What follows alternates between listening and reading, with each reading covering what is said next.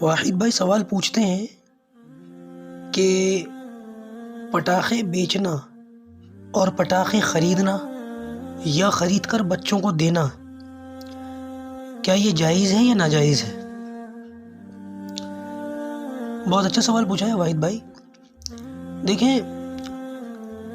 اس بات کو ذہن نشین رکھنا ضروری ہے کہ پٹاخے وغیرہ بیچنا، اس کی تجارت کرنا یا خریدنا بچوں کے لیے یا کسی اور کام کے لیے،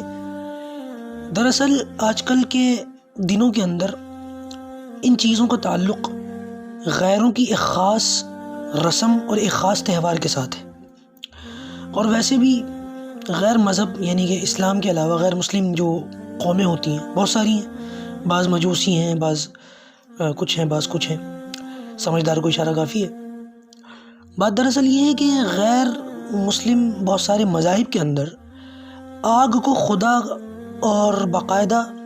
ایشور سمجھا جاتا ہے، بڑا سمجھا جاتا ہے، معبود سمجھا جاتا ہے، اور اس کی عبادت کی جاتی ہے، جیسے کہ ہمیں تاریخ سے اور اپنے مشاہدے سے بھی پتہ چلتا ہے۔ تو یہ جو چیزیں ہوتی ہیں یہ سب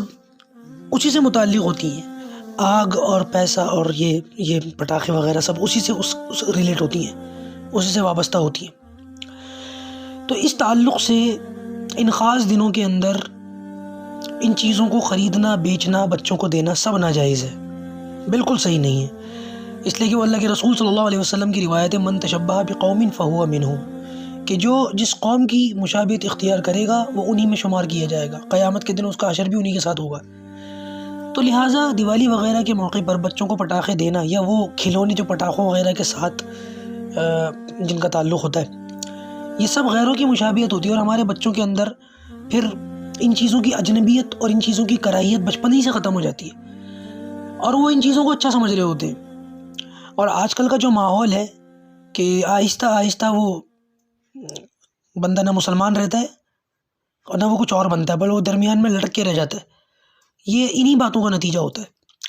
تو ضرورت اس بات کی ہے کہ ہم ان چیزوں سے دور رہیں۔ اچھا، اب دوسرا پہلو دیکھ لیں کہ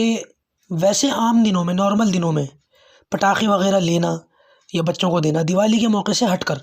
تو یاد رکھیے گا یہ بھی فضول خرچی ہے، اس لیے کہ دین اور دنیا کا کوئی فائدہ اس سے نہیں ہے۔